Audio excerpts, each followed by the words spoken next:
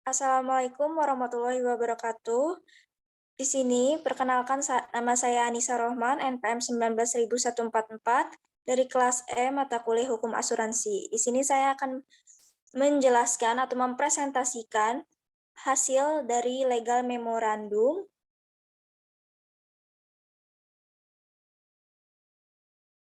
yang berjudul Upaya Perlindungan Hukum bagi Pemegang Polis Asuransi pada Kondisi Kepailitan Perusahaan PT Bumi Asih Jaya, yang dimana di sini saya akan menggunakan skema 1 dan skema 2.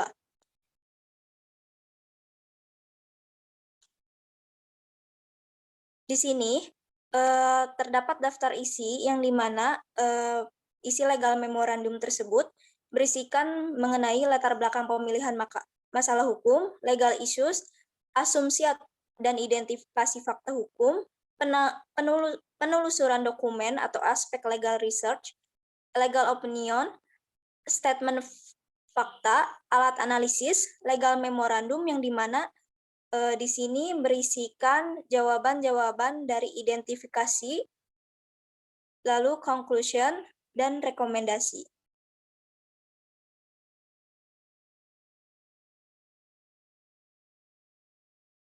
Latar belakang, menurut Undang-Undang Nomor 40 Tahun 2014 tentang perasuransian yang disahkan pada tanggal 17 Oktober tahun 2014 pada Pasal 1 ayat 1 yang dimana berisikan asuransi adalah perjanjian antara dua pihak yaitu perusahaan asuransi dan pemegang polis, yang sebagaimana bahwa adanya suatu asuransi sebagai perlindungan atas resiko-resiko yang entah kapan hal itu terjadi, yang juga dimana hal ini terdapat pada pasal 246 KUHD.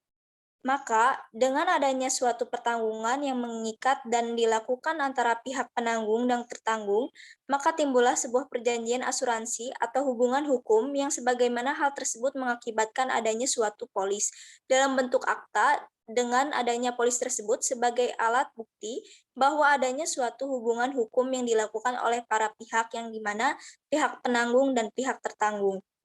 Namun, perusahaan asuransi juga tidak dapat menghindar dari kemungkinan terjadinya pailit. Hal ini terjadi yang sebagaimana pada perusahaan asuransi jiwa yang ada di Indonesia yaitu PT Bumi Asih Jaya dalam kasus gagal bayar atau pailit.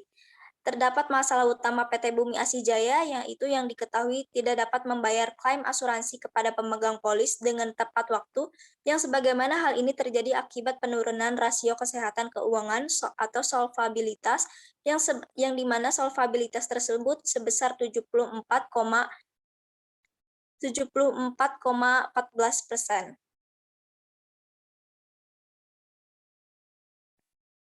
Tindakan yang dilakukan demi terjaminnya hak-hak pemegang polis, adanya salah satu institusi yang berwenang dan berfungsi dalam memberikan perlindungan hukum tersebut ialah Otoritas Jasa Keuangan atau OJK, sebagaimana diatur dalam Undang-Undang Nomor 21 Tahun 2011 pada pasal 55 ayat 1. Lalu, pada penulisan legal memorandum ini, penulis memilih permasalahan mengenai hak-hak perlindungan hukum yang seharusnya didapatkan oleh pemegang polis atas kepailitan perusahaan asuransi jiwa PT Bumi Asih Jaya. Oleh sebab itu, penulis berpendapat bahwa hal-hal tersebut sangat menarik untuk menyelesaikan untuk mendapatkan perlindungan hukum bagi pemegang polis dari kepailitan oleh Otoritas Jasa Keuangan, yaitu lebih lanjut mengenai proses penyelesaian sengketa asuransi tersebut, dan untuk itulah penulis mengangkat dalam suatu penulisan legal memorandum dengan judul Upaya Perlindungan Hukum bagi Pemegang Polis Asuransi pada Kondisi Kepailitan Perusahaan Asuransi PT Bumi Asih Jaya. Lalu, legal issue. Di sini saya mengambil tentang kepailitan, yang dimana pailit merupakan suatu keadaan di mana seorang debitur tidak mampu membayar atau melunasi utang-utangnya pada saat utang tersebut jatuh tempo, dan pernyataan pailit tidak boleh diputuskan begitu saja, melainkan harus didahului dengan pernyataan pailit oleh pengadilan. Berdasarkan ketentuan pasal 1 ayat 1 Undang-Undang Nomor 37 ayat Undang-Undang Nomor 37 Tahun 2004 tentang kepailitan dan penundaan kewajiban pembayaran utang menyatakan kepailitan adalah sita umum atas semua kekayaan debitur pailit yang pengurus pemberesannya dilakukan oleh kurator di bawah pengawasan hakim pengawas sebagai diatur dalam undang-undang ini.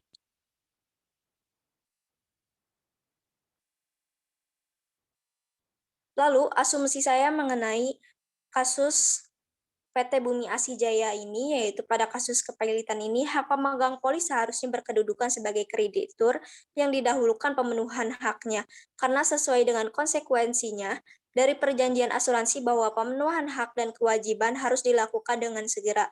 Di samping itu, dengan merujuk pada asas hukum lex specialis derogat legi generalis, maka aturan hukum khusus, Undang-Undang Perasuransian dapat mengesampingkan aturan umum, Undang-Undang Kepailitan dan kewajiban penundaan pembayaran utang yang dalam hal ini, Undang-Undang Perasuransian mengatur bahwa pemegang polis memiliki kedudukan yang tinggi daripada kreditur.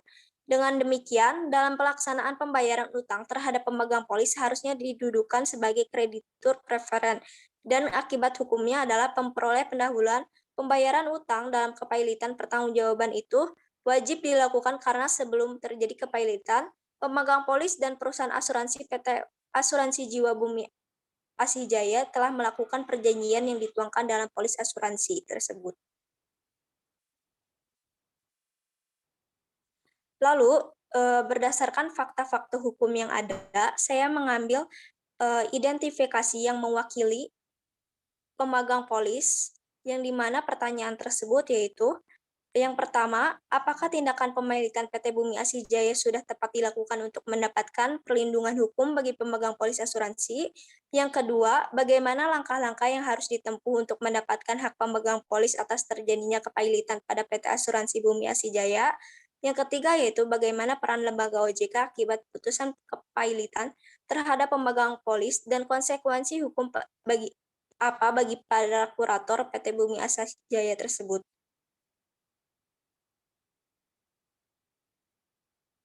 Lalu, pada penelusuran dokumen atau aspek legal research, berdasarkan ketentuan peralihan pasal 55 ayat 1 Undang-Undang Nomor 21 Tahun 2011 tentang Otoritas Jasa Keuangan, atau selanjutnya disebut dengan Undang-Undang Otoritas Jasa Keuangan, yang dimana di sini menjelaskan fungsi, tugas, wewenang, pengaturan, dan pengawasan kegiatan jasa keuangan di sektor pasar modal, perasuransian, dan lainnya yang dilakukan oleh Otoritas Jasa Keuangan. Maka dengan hal ini, kewenangan yang sebelumnya ada pada Menteri Keuangan terkait pengaturan dan pengawasan kegiatan jasa keuangan atas lembaga tersebut beralih kepada Otoritas Jasa Keuangan, yang dimana Otoritas Jasa Keuangan ini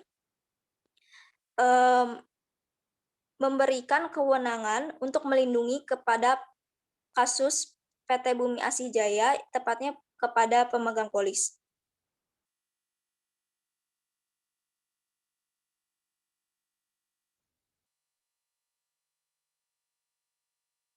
Lalu, dilihat pada aspek hukum kepailitan dan PKPU, menurut analisis saya terkait kasus ini apabila dikaitkan dengan pasal 2 ayat 1 dan ayat 5, Undang-Undang Kepailitan menyatakan bahwa dapat mengajukan pernyataan pailit adalah debitor sendiri yang dimana terdapat satu kreditor atau lebih. Lalu, berdasarkan ketentuan peralihan pasal 55 ayat 1 Undang-Undang Nomor 21 Tahun 2011 tentang Otoritas Jasa Keuangan, oleh karena itu apabila kita meninjau dalam praktiknya, sudah tepat Otoritas Jasa Keuangan sudah mengambil alih wewenang yang sudah diberikan undang-undang kepadanya dalam mengambil alih kewenangan permasalahan kepailitan oleh OJK tersebut. Lalu, jika dilihat pada aspek hukum perjanjian, menurut analisis saya terkait kasus ini yaitu perusahaan asuransi Bumi Asih Jaya atau BAJ dengan pemegang polis merupakan adanya suatu perjanjian. Menurut pasal 1313 KUHP maksud saya, Kitab Undang-Undang Hukum Perdata, yang dimaksud dengan perjanjian adalah sebagai berikut. Suatu perbuatan dengan mana satu orang atau lebih mengikatkan dirinya terhadap satu orang lain atau lebih. Lalu, pada dasarnya, perjanjian yang terdapat pada kasus asuransi tersebut tidak boleh bertentangan dengan syarat-syarat yang ada di dalam pasal 1320 KUH Perdata, yang dimana tersebut tidak boleh bertentangan dengan sepakat mereka yang mengikat diri, kecakapan untuk membuat suatu perikatan, suatu hal tertentu, dan suatu sebab yang halal.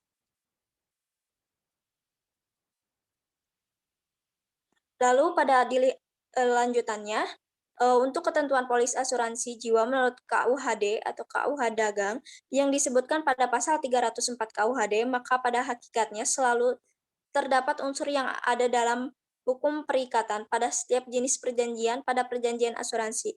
Perjanjian asuransi sesuai dengan tujuannya yaitu sebagai sesuatu perjanjian yang memberikan proteksi, maka perjanjian ini sebenarnya menawarkan sesuatu kepastian dari suatu ketidakpastian mengenai kerugian-kerugian yang mungkin diderita karena suatu peristiwa yang belum pasti. Jadi perjanjian asuransi itu diadakan dengan maksud memperoleh suatu kepastian atas kembalinya keadaan sesuai dengan semula sebelum terjadi peristiwa. Dalam permasalahan kasus PT Asuransi Bumi Asijaya ini, bahwa pihak tertanggung telah mengadakan suatu perjanjian asuransi dengan perusahaan PT Asuransi Bumi Asijaya yang dilakukan oleh pemegang polis dan PT asuransi tersebut. Dan perjanjian itu dibuat polis asuransi sebagai bukti bahwa perjanjian asuransi telah dilaksanakan oleh penanggung dan tertanggung. Lalu selanjutnya untuk ketentuan polis asuransi jiwa menurut KUH Dagang yang disebutkan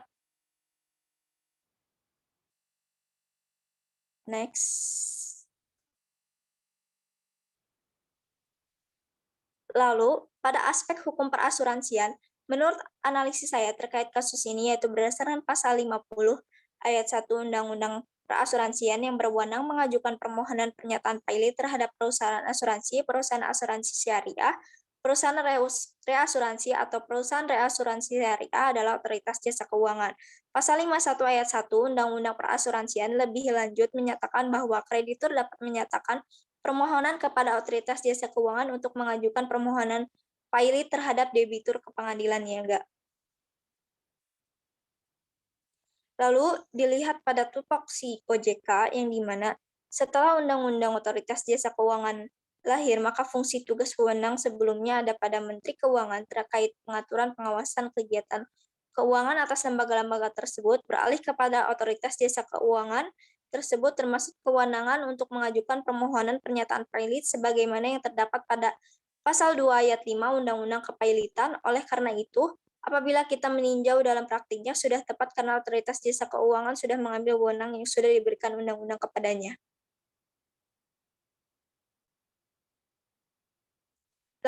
Lalu legal opinion, langkah pemailitan yang dilakukan sudah tepat mengingat bahwa sebelumnya sudah diberikan kesempatan kepada PT Bumi Asijaya untuk membayar utangnya kepada para nasabah. Kendati demikian, PT Bumi Asijaya tetap tidak dapat melaksanakannya. Pada prinsipnya, secara aturan yang berlaku, pemegang polis sudah cukup dilindungi hak-haknya, hanya saja dalam praktiknya terkadang berbeda dengan aturan yang ada.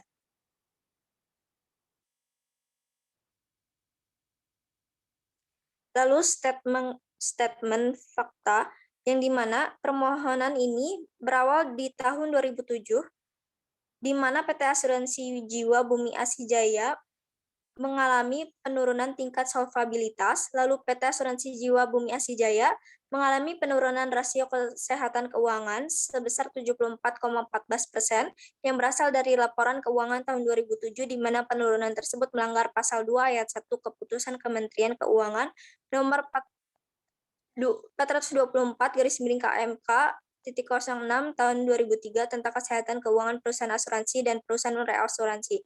Lalu fakta hukum pada kasus ini selanjutnya adalah permohonan pernyataan pilot PT Asuransi Jiwa Bumi Asijaya diajukan oleh OJK pada tanggal 18 Februari dikarenakan PT Asuransi Jiwa Bumi Asijaya tidak dapat membayar klaim asuransi kepada pemegang polis. Lalu pada kasus kepailitan ini menyebabkan hak pemegang polis tidak berkedudukan sebagai kreditor yang didahulukan pemenuhan haknya jika sesuai dengan konsekuensinya perjanjian asuransi pemenuhan hak dan kewajiban harus dilakukan dengan segera. Lalu bahwa kemudian tingkat solvabilitas PT Asuransi Jiwa Bumi Asyria tidak mengalami perbaikan, malah semakin menurun sehingga pada bulan Oktober tahun 2013 OJK mengajukan kepailitan kepada pengadilan niaga. Atas putusan Mahkamah Agung tersebut, PT Bumi Asijaya balik melaporkan OJK karena dinilai penggugat cacat hukum lantaran tidak ada payung hukum yang mendasarinya.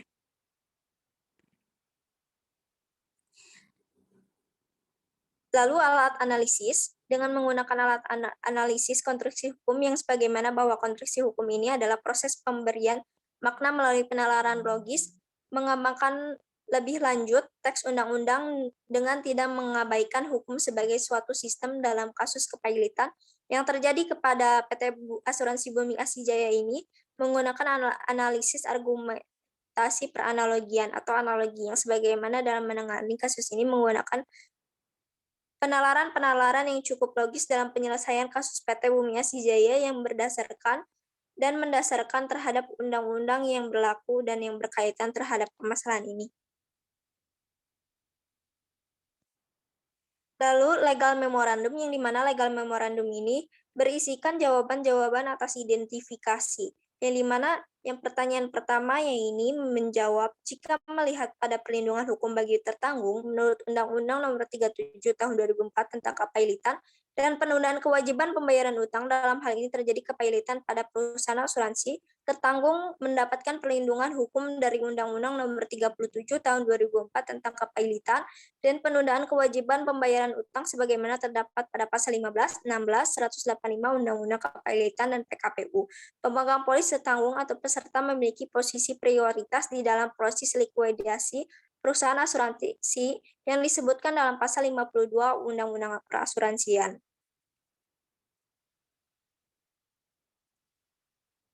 Analisis terhadap hal tersebut dengan demikian pada prinsipnya nasabah atau pemegang polis sudah mendapatkan perlindungan hukum yang cukup kuat. Undang-Undang Perasuransian mengandung berbagai lapis perlindungan bagi nasabah bila perusahaan asuransi mengalami gagal bayar atau kepailitan. Dengan adanya Undang-Undang Perasuransian ini, maka pemegang polis pun mendapat perlindungan dari Otoritas Jasa Keuangan yang telah berhasil mempailitkan PT Bumi Asijaya karena tidak mampu membayar utang kepada para nasabahnya. Langkah tersebut sudah tepat melihat fakta-fakta bahwa Kementerian Uang telah mengeluarkan surat peringatan berturut-turut sebanyak 3 kali dalam kurun waktu antara bulan Oktober 2007 hingga Juni 2008. Tindakan Menteri Keuangan tersebut dengan mengeluarkan surat peringatan terlebih dahulu sudah sangat tepat untuk memberikan waktu bagi PT Bumi Asijaya yang tidak melakukan kewajibannya. Hal tersebut sejalan dengan pasal 70 ayat 2 Undang-Undang Perasuransian. Lalu analisis next.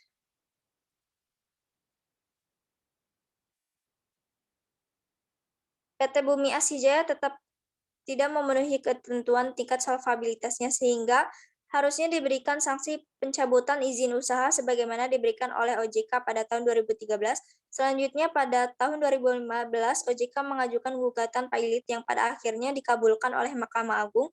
Menurut penulis, alur tindakan yang dilakukan oleh OJK sudah tepat. Hal ini setidaknya menjadi salah satu perlindungan bagi pemegang polis. Lalu untuk pertanyaan kedua yaitu jawabannya, upaya yang harus ditempuh untuk mendapatkan hak pemegang polis dalam pemegang polis yaitu dengan melakukan menuntut dan meminta perlindungan kepada pemerintah dengan mendasari dengan undang-undang sebagai payung hukum yang kuat dan perlindungan bagi para pemegang polis yang diantaranya yaitu undang-undang tersebut pada pasal 4 Undang-Undang Nomor 8 Tahun 1999 tentang perlindungan konsumen. Hal yang terdapat pada undang-undang tersebut merupakan langkah atau upaya yang dapat dilakukan oleh para pemegang polis untuk menuntut hak dan keadilan pemegang polis dengan mendasari pada undang-undang ini. Lalu pada pasal 7 Undang-Undang Perlindungan Konsumen Maka dengan hal ini, yang terdapat pada undang-undang tersebut merupakan langkah atau upaya yang dapat dilakukan oleh para pemegang polis untuk perlindungan sebagai konsumen pemegang polis perusahaan PT Bumi Asijaya dengan mendasari pada undang-undang yang terdapat pada pasal ini.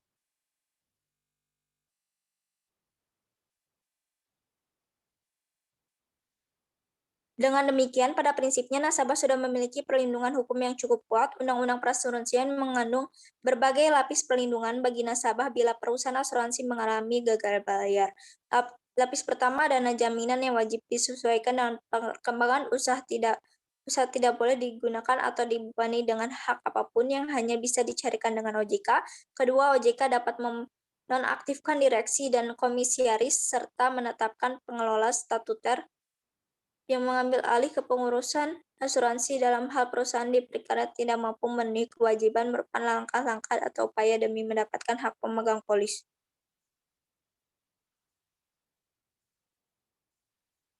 Lalu analisis jawaban identifikasi ketiga, yaitu jika melihat pada undang-undang menurut Undang-Undang Nomor 21 Tahun 2011 tentang Otoritas Jasa Keuangan, peran lembaga OJK yaitu kedudukan Otoritas Jasa Keuangan atau yang bisa kita sebut sebagai OJK sebagai pihak yang menggantikan peran dari Menteri Keuangan dalam hal pengajuan pernyataan pilot bagi perusahaan asuransi yang membuat lembaga ini senantiasa harus melindungi hak-hak dari setiap tertanggung suatu perusahaan asuransi, di mana perlindungan hukum tersebut diharapkan akan membuat pemegang polis atau tertanggung merasa aman ketika menanamkan dananya di perusahaan asuransi. Lalu yang selanjutnya pada pasal 28 Undang-Undang Otoritas Jasa Keuangan yang menyatakan dalam hal perlindungan hukum bagi tertanggung dan masyarakat, OJK berwenang dalam melakukan tindakan pencegahan kerugian bagi nasabah perusahaan asuransi. Lalu pencabutan izin usaha perasuransian sebelumnya adalah milik ke Bapepam LK yang beralih kepada OJK setelah diberlakukannya Undang-Undang Nomor 21 Tahun 2011 tentang OJK. Maka undang-undang yang ada di atas tersebut menyatakan OJK berperan sebagai regulator dan pengurus dan pengawas. Undang-undang OJK sebagai lex specialis secara spesifik mengatur mengenai perlindungan konsumen di bidang lembaga keuangan. Lalu, peran OJK dapat menonaktifkan direksi dan komisaris serta menetapkan pengelolaan statuter yang mengambil alih ke pengurusan perusahaan asuransi dalam hal perusahaan diperkirakan tidak mampu memenuhi kewajibannya tersebut. Lalu konsekuensi hukum bagi para kurator PT Bumi Asijaya menurut Undang-Undang Nomor 37 Tahun 2004 tentang kepailitan dan penundaan kewajiban pembayaran utang atau Undang-Undang Kepailitan, kurator haruslah independen, ia tidak boleh memiliki berbenturan kepentingan dengan debitur atau kreditur. Untuk tetap memberikan perlindungan kepada pemegang polis, maka para kurator-kurator nakal tentunya harus ditindak secara hukum sebagaimana upaya terakhir, sehingga kemudian akan digantikan oleh kurator lainnya yang dapat bertanggung jawab. Setiap profesi tentunya memiliki kode etik termasuk kurator. Para kurator yang bertindak menyalahi kode etik profesi dapat dikenakan sanksi sebagaimana diatur dalam pasal 10 ayat 4 Kode Etik Profesi atau AKPI. Lalu selanjutnya, selain itu tentunya apabila terbukti melakukan sebuah tindakan pidana maupun perbuatan melanggar hukum dalam perdata,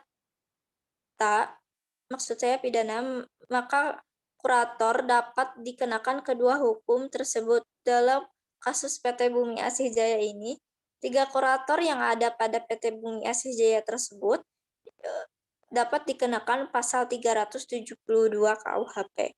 Maka dengan hal ini, akibat yang telah merugikan para pemegang polis, perusahaan haruslah diberikan hukuman yang setimpal demi keadilan pemegang polis. Lalu, conclusion, langkah-langkah pemailitan yang dilakukan sudah tepat, mengingat bahwa sebelumnya sudah diberikan kesempatan kepada PT Bumi Asijaya untuk membayar utangnya kepada para nasabah. Kendati demikian, PT Bumi Asijaya tetap tidak dapat melaksanakan pada prinsipnya. Nasabah sudah memiliki perlindungan hukum yang cukup kuat. Undang-Undang Perasuransian mengandung berbagai lapis perlindungan bagi nasabah bila perusahaan asuransi mengalami gagal bayar.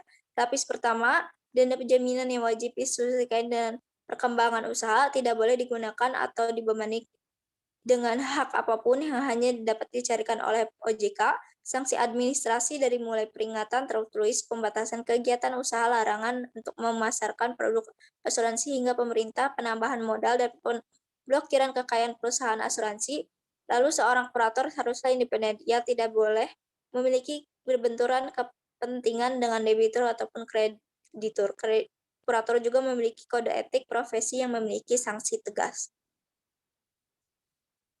Lalu, rekomendasi untuk tindakan yang sudah sesuai dengan apa yang diharapkan oleh penulis, saran diberikan kepada lembaga OJK sebagai perwakilan dari pemerintah agar dapat melindungi kepentingan pemegang polis secara lebih maksimal. Dalam hal ini, PT Asuransi Jiwa Bumi Asijaya juga telah melakukan prestasi terhadap ketidakmampuan membayar klaim asuransi kepada para pemegang polisnya yang telah membayar premi. Hal ini merupakan bentuk pelanggaran kewajiban PT Asuransi Jiwa Bumi Asijaya terhadap pemegang polis. Dengan demikian, PT Asuransi Jiwa Bumi Asijaya telah melakukan pelanggaran kewajiban. Dalam hal ini, putusan tersebut valid. Dengan ini saya merekomendasikan untuk penyelesaian kasus yang terjadi pada PT Asuransi Jiwa Bumi Asijaya ini dapat diselesaikan dengan dilakukan melalui jalur litigasi. Sekian presentasi mengenai legal memorandum terkait dengan PT Asuransi Jiwa Bumi Asijaya. Terima kasih, mohon maaf jika ada kesalahan atau kekurangan. Wassalamualaikum warahmatullahi wabarakatuh.